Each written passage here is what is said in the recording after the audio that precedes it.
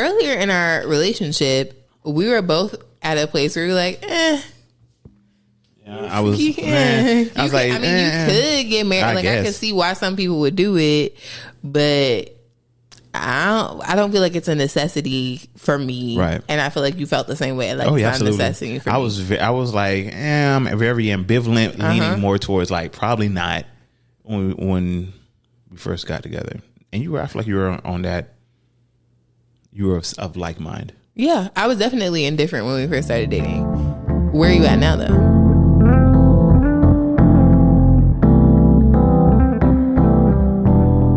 What up, everybody? It's your boy Brandan. I am joined once again by my phenomenal partner and co-host.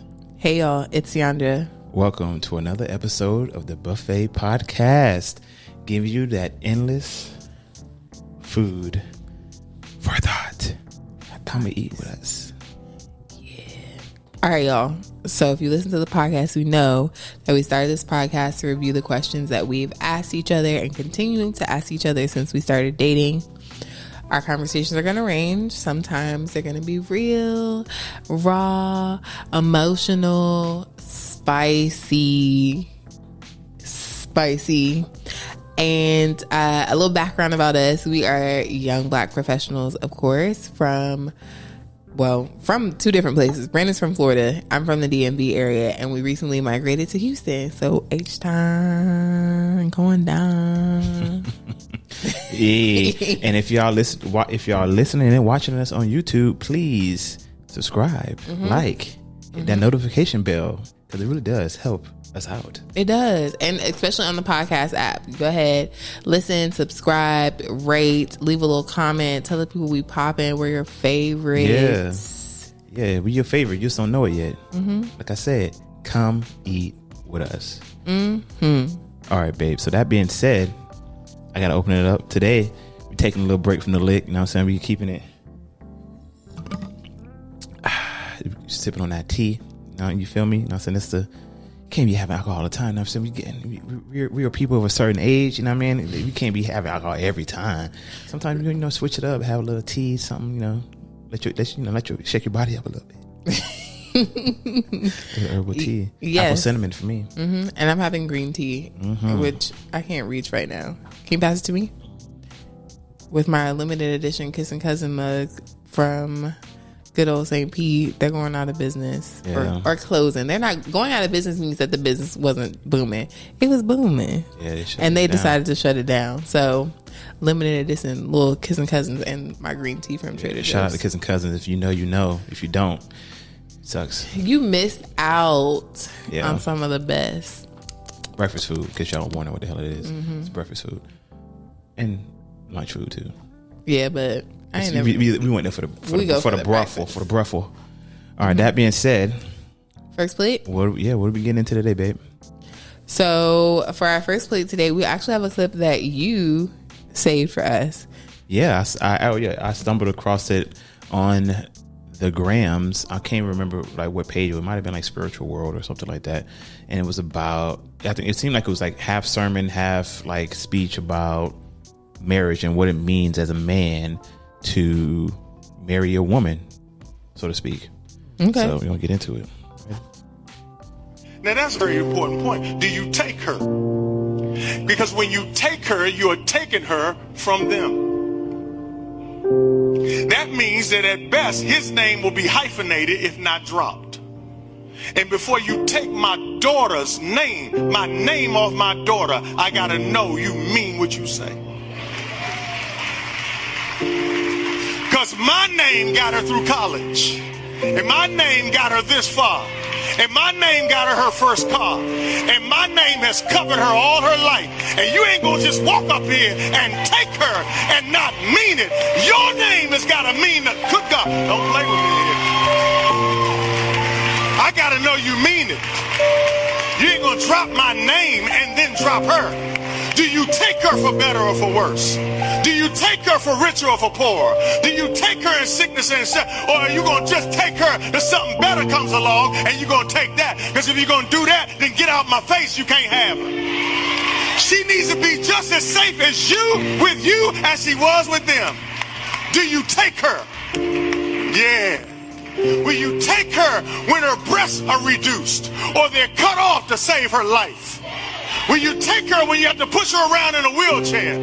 Will you take her when she loses her mind and she doesn't even recognize who you are? Will you take her for better or for worse? Ooh. Mm-hmm. Ooh. Man's was preaching on that joint, like, for real, for real. Yeah, you know it's real preaching when they get the clapping and walking away. Yeah, when they walk off, yeah. Are you going to put the video in? Yeah, I'm so y'all on, are going to see this man. You know, the spirit really gets you when you got to clap and you got to walk away from it. Like y'all ain't hearing me. Y'all ain't hearing me. Let me just drop the mic right here and walk away from you real quick. Let that sink in. Give it a little room boom. Yeah. It be hitting. Mm-hmm. Yeah, so what did you think? I think that's very accurate. I mean, I think two things. I think that is very accurate, but I think in some ways it's limited in terms of like speaking in the clip. He's speaking directly to the young lady's dad. Both of her parents are there, but like he talks about like my name, your name, whatever, and then speaking directly to the dad. So I think that there are situations where that is not applicable, right? Like someone isn't coming from a 2-parent household, or if it was up to Brandon, they'd be an orphan, right? So they ain't got nobody, and they're just coming to you with less of that. That was a little delayed reaction because I was mouthful of tea, but that was a shot from last episode. Yes, but I think that part of it is the only part where I'm like, okay, like this isn't directly applicable to everyone, but for this family, for this situation that he's talking about, I think that that's 100% accurate. Like you are being taken from your family of origin when you are partnering with someone in marriage, and so in that sense, especially for your family of origin, if they love and care about you and want you to be well, it's important that they know that the person that they are now entrusting to take care of you in a lot of ways and to be responsible for you in a lot of ways, it's important that they can trust that person can actually hold that responsibility. Right. And that they are as committed to, being responsible for you as your family has been, because it's supposed to be till death do we part. So that means from the time that you got with me in marriage until the time that like I get called home, you supposed to be in this thing. Are you ready for what that actually looks like? Yeah. Like, or do you just expect what you've gotten now, which as he said is like the result of all of my parents' efforts to just be sustained without you doing anything to sustain it? Like, do you think that you get all it is and you ain't gotta put in no future investments to keep it up? You think you just gonna get this and it's gonna keep running like a well-oiled machine forever? No. Invest. I was about to say a Meg Thee Stallion line, but I'm not gonna say it. Yeah. I'm gonna say it. Invest in this pussy boy. Support black business. Okay, just go ahead. That's what she said. I feel like I should be hitting something. I don't know, but I'm gonna let there we go. That works. Black business. Oh, so we sell it? Is that what you saying? She said invest. She didn't say buy a product. She said invest. Let me make sure that's the line. I could be making this up. But what did you think, babe? What is your reaction to the video? Well, I was just looking at it from the surface of it is like what it means to marry a woman. Like you are, like she is dropping her last name, taking yours. Let me say, I guess I should have started by saying I'm if you're following the traditional model of marriage, woman drops her last name, takes the man's last name, and then kind of seeing it from that aspect. I never really thought about it. I mean, I think maybe subconsciously, but having him say it like, yo, when you are taking her father's last name off of her name and giving you yours, like it comes, there's a lot that comes with that, or is supposed to come with that, in the sense of like I'm entrusting you from like father to son-in-law that you're going to be able to take care of my daughter, because I was there for everything. You know what I'm saying? I got her here. I did a lot. I had to do a lot. I had to sacrifice, work, do blah blah blah blah blah blah to raise her and help her get to the place where you found her, and you thought she was amazing, but you don't know what I had to do to get her here. So I need to make sure that you're not just finna fuck up my work, my life's work, so to speak. So hearing him say that, I was like, damn, there's a lot of facts in what he was saying, and so it's like a lot of And I think that it highlights, I guess, the seriousness, I guess, that we as men perhaps need to take marriage. Cause it feels like, we don't take marriage as serious as it used to be. I'm not, whether that's good or bad, we can probably debate that shit to the end of time. But I do believe that there is definitely a duty and a responsibility when it comes to marriage on both sides, for sure. But I'm speaking only in this clip. We're talking about like the a man's duty on that point. So I'm like, okay, I'm not mad at that. So it's like, if you're not ready to do all that, I feel like I'm probably may have mentioned it in previous episodes about like, if you're not ready to do that, what I'm saying, for what that means, then maybe, don't do it. Like he said, you can't have a, like, if you're not, what I'm saying, if you're not here in it to the end, if you're not here, to do everything in your power to make sure that she's good and the family good, get the fuck out of here. So yeah, I agree with it. But to your point, it always assumes that you come from a 2-parent household. It assumes that not only do you come from a 2-parent household, it was like a relatively healthy 2-parent household. It's 2-parent households who, you may as well be a single parent, because you really are only getting parented by one person, or at all. But or you have 2 parents who are financially supportive, but maybe are not emotionally supportive. There's a whole host of ways in which family dynamics can appear to be beneficial to you. Like, oh, you come from a 2-parent household, that means shit was lit for you. No. Because there's all these other ways that people can be absent from the home. You can be present in body and absent in mind. You could be absent emotionally. You could be present in body and fucking shit up, like abusing the people who are there with you. And there's plenty of broke 2-parent households who are also abusive. So it's like, ooh. So we're not talking about those. We're just talking about like the average 2-parent household who don't despise their father or mom or parents. Yeah, I definitely think that is a part of the context of this particular situation. And I agree with you that it seems like the lens of requirement for men in marriage is just that you don't cheat. It seems like in a lot of ways, it's like a lot of men aren't ready to be committed to one woman. And often what other men, to me, at least me, when they say that, is that they aren't ready to have sex with this one person for the rest of their life, or like not explore other women for the rest of their life. Not like commit to this one woman in the sense that he's talking about, of like, no, you're really responsible for this person and their well-being to a certain extent. Now, that doesn't absolve your wife from any responsibility. Like, we've played clips before of like, we talked about happy wife, happy life, and like, you are still responsible for you. You got to make sure you're okay. The same way that my husband has to make sure that he's okay. But I'm responsible for pretty much everything else. It's supposed to be 100 to make this whole thing work. Right. And so it's not just that you don't do anything to hurt me. It's also that you are concerned with and invested in my well-being. And I don't think that that's the part of marriage that is like outwardly advertised or recognized by men most often in a public space. I think it's a lot of just like, oh, I'm choosing to be with this one girl. She's not my number one. She's my only one. Like that kind of rhetoric, and not like, no, I'm investing in the well-being of this person, and I care enough about them to be of service to them. I hear that.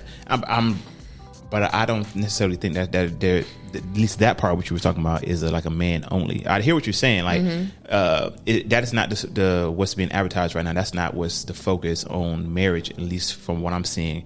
It just seems like for men, all we looking for a man is like, yo, can you provide, and can you just not cheat on your wife?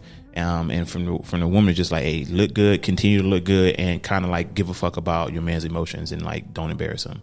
That seems to be like the only things that people are really paying attention to when they think about marriage. But when you say about the responsibility and like the investing, the active investing and continual investment as you go along in your journey together, I don't think on either side people are talking about. But I do agree that men don't really.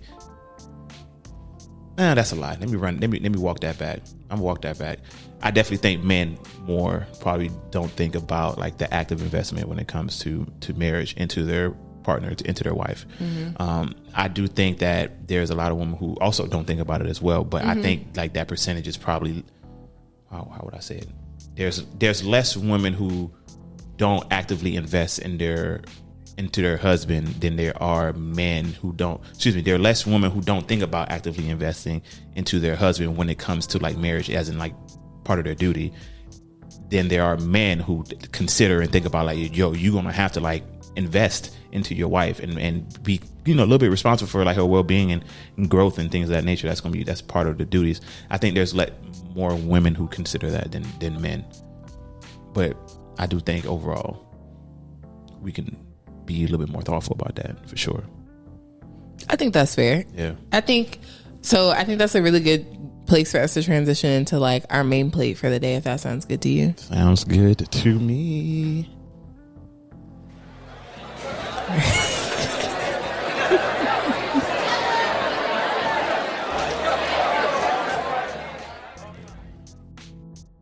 Okay. So for our main plate for today, I wanted us to talk a little bit about like why folks should still get married in the here and now of the 2020s.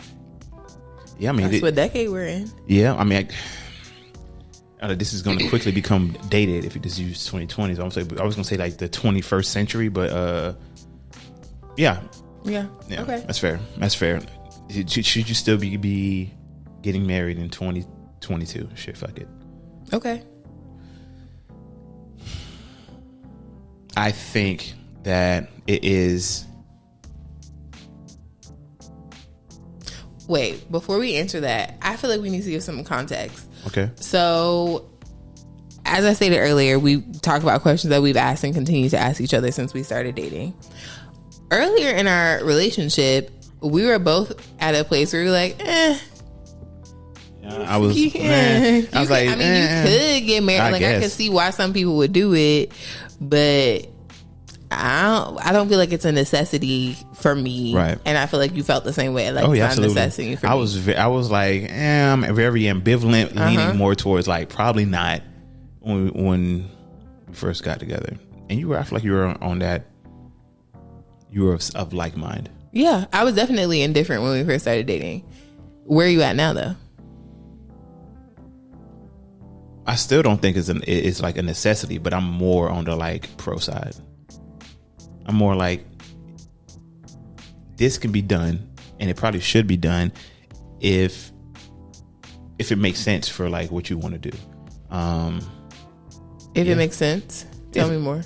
So there's people who live different lifestyles out here. You feel me? Like they out here, this the polys and things of that nature. Like, maybe you don't need it, or you don't necessarily want it. I feel like marriage is there.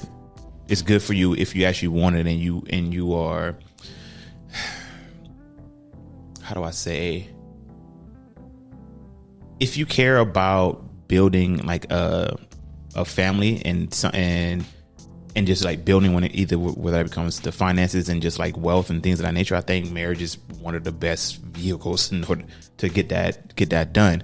If you feel like you found, your partner and y'all vibing, y'all good, and y'all invested in each other and all that good stuff, I was like, at that point, I don't see why wouldn't you? Mm-hmm. At a point, and then there's all the like the benefits of like society that has been in place to kind of make that a beneficial thing to do. At this point, I just feel like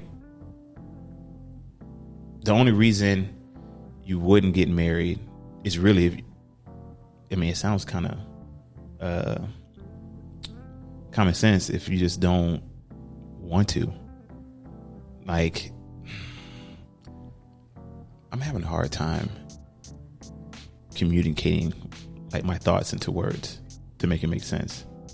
Because it makes sense in my head, but it's hard. I'm trying to get it from here to like y'all ears to be able to understand it. Well, let me tell you what I hear you saying. Because what I hear you saying is that you're still in a place of, on a scale from like no to indifferent to yes, you're like indifferent leaning towards yes. It doesn't feel like you're at a 100% yes. No, I'm not. I'm not 100% yes. I would say, I wouldn't even say I'm indifferent anymore. At this point, I feel like I'm definitely pro marriage. It's just that I don't think everyone should get married. That's fair, but I'm not asking about everybody. I'm asking about you. Oh, for me, yeah, I'm on the pro. I'm definitely on the pro marriage side at this point. I'm definitely on the pro marriage side. If you want to move the scale and concentrate on indifferent to yes, and making indifference be like 0 and yes being like absolutely like 100%, I feel like I'm at a good like 75. I knew it was 75. 75, 80. Yeah. I mean, and I guess I hear you saying, I hear in a general sense why you think marriage isn't for everyone. And I think that there are people out there who have identified that, right? Like, marriage is not for me because I want X, Y, and Z things out of life, or like the value that people place on marriage or the benefits that people get from marriage aren't benefits that I want. Like those aren't things that I want for myself in this lifetime. So it doesn't really matter to me. So I definitely get that part. My only pushback would be about like relationships that are polyamorous and how maybe those relationships wouldn't benefit from marriage. I don't think that marriage equals monogamy. I think that marriage equals like commitment to this one person on this one level. And you can't have that. You can't be married to multiple people, right? Legally, in a legal sense. Not in Christianity, you can't. Yeah. But in these here United States, even in a legal way, like you can't be legally married to multiple people. That's just not allowed, right? And so you can only have this one level of commitment with this person. However, you could have multiple relationships with other people given the terms and conditions of your particular marriage. So I think that like the girl on Instagram, I think her name is Shan Boudram, I think is like the full name, but she has a podcast called Lovers and Friends, and she shares a little bit about her story of like being in I'm not sure if her and her partner are married or what their relationship status is, but they have kids, but they're still kind of poly, and they're like together and like have a family unit, but also still have a relationship that is open enough for them to explore other people sexually or otherwise, depending upon like, again, what their terms and conditions are. And I think if they were to get married, I wouldn't be like, that don't make no damn sense. Like, because I think that now in today's society, marriage doesn't equal. That's true. Monogamy. That's true, because we can tell who the daddy is, or we've always known who the mama was. I'm not finna be like, you can tell who the mama is. So you raised a good point. So I appreciate you bringing that up. I necessarily didn't think about that. I feel like I fell into the trap of like marriage and monogamy. We just talked about how like men just think about it, just don't cheat. Yeah. So you're right. Everything I said, I believe, but just add that part in there too, or subtract the part when I was talking about people in poly relationships and stuff like that. Probably wouldn't work. I mean, it's gonna take a lot to make it work, though. I mean, I think it takes a lot to make a regular marriage work, and so if you were, so it's gonna take even more. So that's with one person. So if you got multiple, it's gonna take even more still for like to be able to. Now I can't even say smoothly, but be able to navigate that successfully. Yeah, I think that's true, but I would imagine that the stakes of a poly relationship I would imagine that the stakes of a marriage that is polygamous or polyamorous isn't any higher than the stakes of a relationship that is polyamorous, aside from the fact that you have like potential additional stressors of kids or, finances, things like that, like the normal marriage stressors, which would exist even if you weren't poly. But since you were poly before you got into a marriage, like poly, I wouldn't expect would exceed or make things more challenging than just a regular. Yeah, because you had already had those stressors. It's not like, we're married and now we have this new stressor of being polyamorous. It's like, no, we were already this, and now, unless there are some expectations that haven't been communicated, or there's different expectations now that we're married. Right. Or like, what does decoupling look like for a polyamorous relationship? What does resource redistribution look like, in those cases, child who the kid go to, but that's breaking up, babe. That's not saying. But those are only stress. When you were saying that, I was like, no, the only stress I can think of is if it ended. But and then of course the regular, like, it can be stressful. This being in an argument with one person. Imagine being in an argument with 3 people. You know what I mean? Or like people ganging up on each other. Like, you know what I'm saying? These two mad at the man, or these 2 dudes mad at the girl, or back and forth. Like, but like, I don't know. But I see what you. Yeah, that's a lot. But I think that's just regular shit. I don't think that's any different than if you were not married. Then when you're married, like you have arguments, same type of arguments. Mm-hmm. So it's not like, yeah.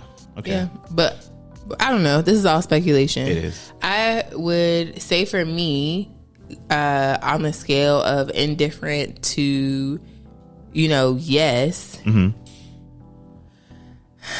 I think I might be like 95% of the way towards yes. I think my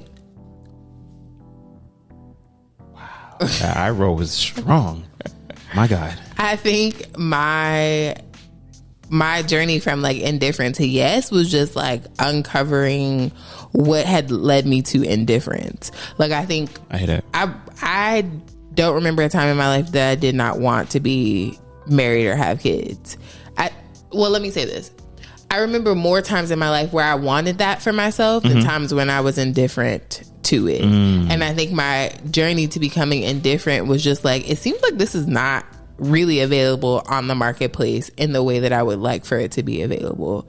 I don't see it happening for my friends. I don't see it happening for other women that I feel like, are successful, attractive women who would like to be married. I just don't see it happening in large quantities for people in my immediate circle or extended circle that I would consider similar to me. Yeah. And so that's real. It'd be nice. I would like for it to happen, but I'm not gonna like marry myself to this idea so much that if it doesn't happen, I'm crushed. So let me be a little bit more neutral towards it and decide what is the core of what I really want. And if I can get the core of what I really want without this thing attached to it, then I think that I could be happy. I think that I could live a happy life without it. And so the core of what I really want to be a mom for sure. And I really would like to be partnered with someone who I feel like is invested in me and committed to me. And I think that I was at a place where I was like, I know that can happen without marriage. And I also know that marriage is in, right? So it's not like in marriage, I'm going to get more security than I would have in a relationship. I think the security is different. I think that it is more of a headache to get out of a marriage than it is to get out of a relationship, but it isn't impossible. It can happen either way. And so let me find a place where I can be okay with this thing that is different from what I originally saw for myself. And then having to figure out like, okay, how do you get back to a place where you want this again, or like where you can still see this as something that you want for yourself? I think happened over the course of our relationship, because I'm like, how can we get to where we see ourselves going as a couple without this? Like, how can we have all of the things that I think that we want without this additional level of like union and commitment in our relationship? And so I moved back to a place of like, I think I want this. I hear that. For me, because hearing you say like you say when you growing up, or you remember wanting to be married more times in your life than you do when you was like, I don't really care one way or the other. For me, I do recall as a kid I did want to be married. I even had like, I already knew like where I had the idea like where I wanted to get married, stuff like that. But I didn't know who or or what. I just know Hawaii. I just wanted on the beach in Hawaii. But now as a grown man, I was like, Hawaii still sounds lit, but on the beach sounds like you're leaving a lot up to chance, because I feel like Hawaii weather can be sunny and then saying typhoon. But for me, I do know that when I went to like indifference to pretty much damn near no, was just like when I started like dating. Jesus, I hate to say it. Yeah, it was like once I like started like once I became like an adult, and there needs to be some kind of sound. Hit the oh hell no. Oh hell no! Oh hell no! Dang, these hoes that have my man out here like no. It was a combination of just like my own personal experiences, like what I'm seeing out here, like what it looked like for the people around me that are married, and just being like, this don't look appealing. Like I don't like it. I don't like how this look.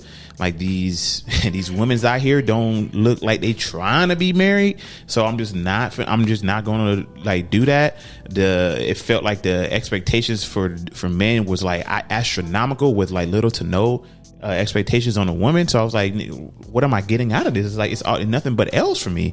And just like opportunity and stuff like that. You feel me? Like in the sense of just like I feel like I'm not really dating like enough out here at the time to like really be able to be like, is marriage going to happen anytime soon? So at the point I just went like, I don't need it. Like literally I was like, you know what, like I can get my money and I was like, I can have some dates here and there.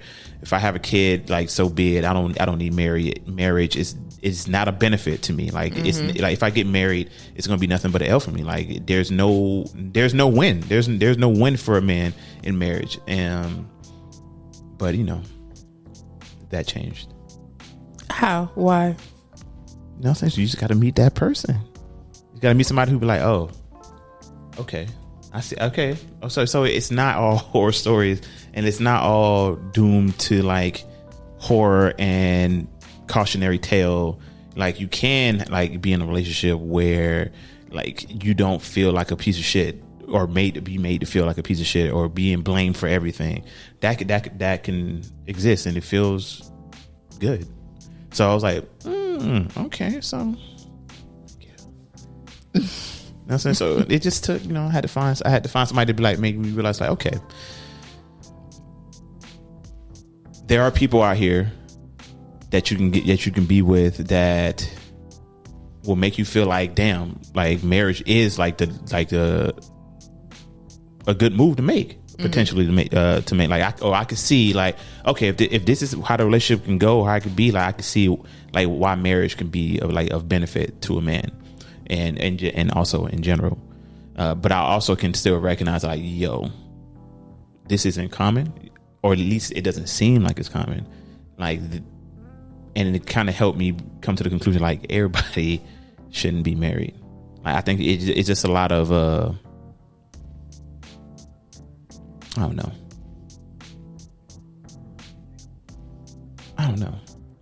I lost the end of it. But yeah, it made me realize that like marriage isn't something that that needs to be ran from or ran away from. It is a net positive, assuming that like your goals align with like the purposes of marriage, or if you're willing to make that happen. And because everyone isn't willing to make that happen, it's not for everybody. That's fair. I agree with that. I mean, I think back to what we started with of like, why should you get married in 2022? You should get married if it is going to be a net benefit to your life and to the generations that are going to come after you. Yep. Like, I think if I was in a space where I was like, I could do bad all by myself, or like I could do good all by myself, which is a part of why I felt a little indifferent. Not just the fact that like I didn't see it happening for other people, but also like I'm kind of okay. Like I don't feel like there's a gaping hole in my life or like I'm missing something. Like I feel okay. And so if you can be okay by yourself and that's good enough for you, then go ahead on. But if the things that you want for yourself and the things that you want for the generations that are to follow you, the example that you want to set, like the lifestyle that you want to live is elevated and is easier to achieve by having a partner, then I feel like marriage is for you. Yeah. If none of those things matter to you, or if you just want, love and companionship solely, if you just want love and companionship, I don't think that that's all marriage is. Like I think that marriage is much more than like that love and companionship piece. There's so many decisions that you have to make. That's true. So many decisions and you ain't gonna that like you have all to of them. make. Exactly. So many things that you have to talk about. And sometimes you got to talk about it multiple times. Yes, like there's so many. When people say that it's work, it is work. It is a lot of like self-evaluation and like a lot of like, oh shoot, I didn't realize that I was showing up in this way. I should probably show up in this way in order for it to be better for both of us. Let alone like throw kids in the mix, which we don't have kids yet, but like it's a lot of ego checking that's involved in a successful like relationship. And like I'm assuming in marriage as well, like you gotta like it's gotta be a lot of ego checking, checking yourself, checking your partner. Mm-hmm. Yeah, it's like you gotta check your ego for real. You know, recognizing that your way is not necessarily the only way. Yeah, or the right way. Like it doesn't have to be like either it's this or it's not, or it's bad, or like either it's this or I'm not. You can't quit at everything. That's the other thing. Like there is like, we're going to compromise. I'm going to accommodate you. We're going to accept that this is unresolvable, but there is no like, I quit. Like I'm out. Yeah. There's none of that. Can't. Well, there's none of that in marriage. When you're not married, you can do that. You can. But in marriage, you're not supposed to be able to do that. Mm-hmm. Not if you want your marriage to last. Yep, and you want it to last and be healthy. Mm-hmm. You can definitely quit in your marriage and still be there. I mean, we talked about people being present in body, but absent in other ways. Mm-hmm. But that's not going to do anything for you. Yeah. So for me, like that I guess colored my decision on both sides, in the sense of like how I'm seeing people around me who are married and just how they interact with each other and stuff like that. Was like I definitely don't want that. I don't want that for my relationship, and I don't want that to be the example that my kids are going to see. Because I definitely want kids. So I was like, how can I make sure that like any kids I have like grow up like well and have like a healthy example of like what a relationship is going to look like, the good and the bad. Mm-hmm. And because of that, it made sense that the marriage has to be back on the table. Because like all the examples and all the things I want to be able to build and be able to provide for my family and kids and stuff like that, it already seems like there's a vehicle already in existence that will get you there. So I was like, why do I need to reinvent the fucking wheel at this point? That's real. Yeah. And I also think, so I've been watching Black Love, season 6, which is the final season. And the first 2 episodes, they have the couple share like how they met and how they got to like saying I do and being in a relationship or being married, excuse me. And each couple has their own like journey. Like some people, like we met once, it didn't seem like anything, but then we met again and then it was something, and then it grew into this relationship. Or we met and it was something, but then it was like he wasn't ready, and I was like, you need to get ready in order for us to be something. So then we kind of had to separate and come back together. But I feel like a common thread in all of the couples, at least one of them grew up in a household where their parents were married. And so having had that experience, they had a greater aspiration for marriage. And they, in some regard, were the driving force to like, they're now married couple, like making that a reality, because they saw the value in it, and they understood what it would look like to make it work. That's and right. I think that that's very true. Like I think that, you know, you end up in a space where you replicate what you see to a certain extent as an adult. Like, you know what was normal for your parents, what was normal in your household, and then even if you either go one of 2 ways. Either you accept that, you appreciate that, you value it, so you try to replicate it, or you acknowledge that it's not what you want and you try very hard to do the exact opposite of whatever it is that you've seen. And so I think for both of us, coming from households where we saw marriage, and even if it wasn't a marriage that we wanted to replicate, I think we still had the idea that like marriage was going to be valuable for us in some way. We just had to course correct. Like we were like, we just can't do what they're doing. So I got it was easy for me to get into, I guess I had like a kind of a myopic or a kind of a black and white view of what marriage is. It's like, well, if I got to be in a marriage, but it has to be like this, then I don't want marriage. Yeah. But it took a while for me to realize that like I can have the marriage, but it also doesn't have to be like that in the marriage. And that's pretty much up to me to be able to make that happen. And of course, you / your partner. Wait, I have one last question. What would you say to people who don't come from marriage, who aspire to be married? That was another thing I was going to add to it. I was like, not only from the But look, I saw bits and pieces of it. And he was watching not a little bit, just a little bit.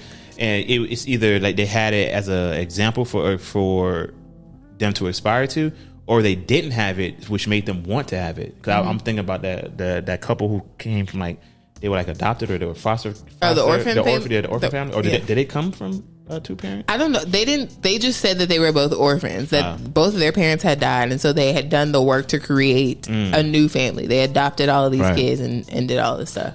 Right. With that being said, yeah. What was your question again? I was saying, what would you say to people who don't come from marriage, who aspire to marriage? I would say I need to seriously evaluate your motivations for marriage. Like why first and foremost, what do you want from, like, why do you want to be married? What do you expect? What is your expectations for marriage? Like, what does it mean to you? Like, break that down. Like, what does being married mean? And what do you think it means for your partner? What do you think it means for you? And then kind of go from there.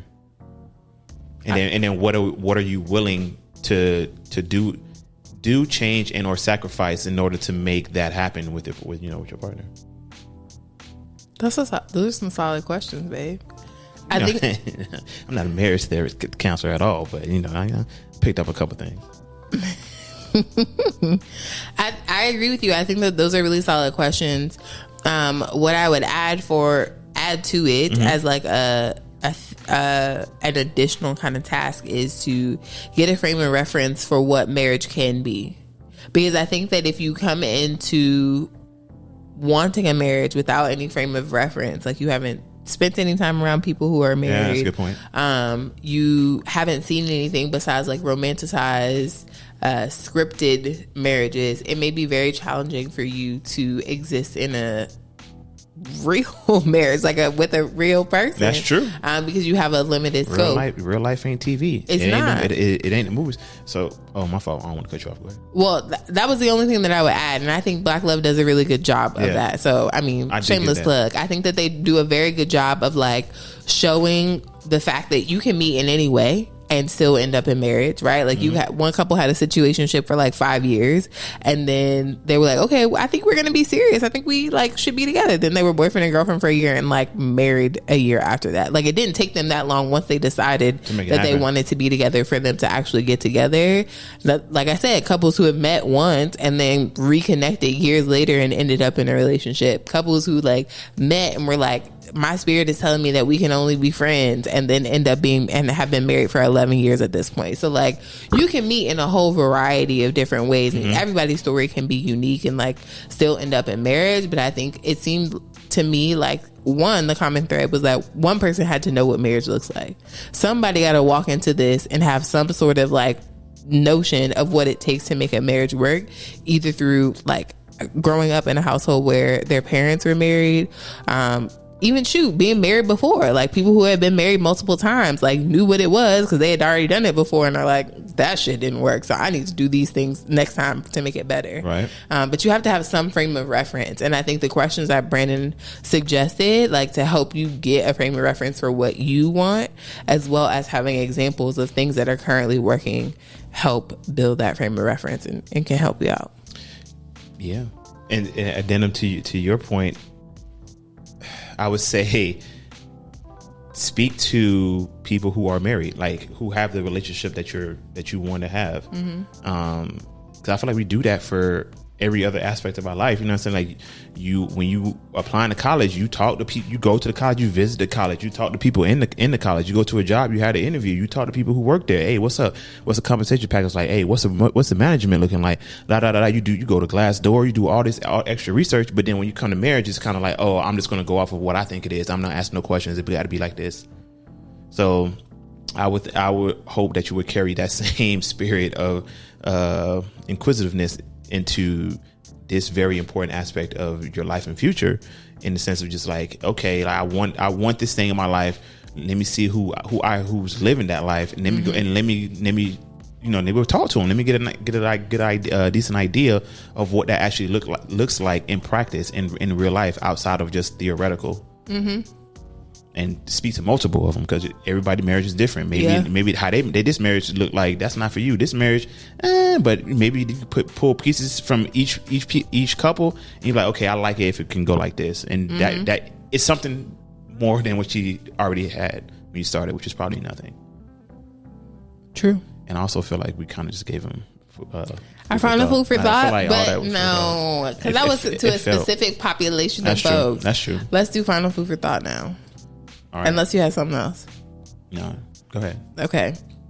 Final food for thought.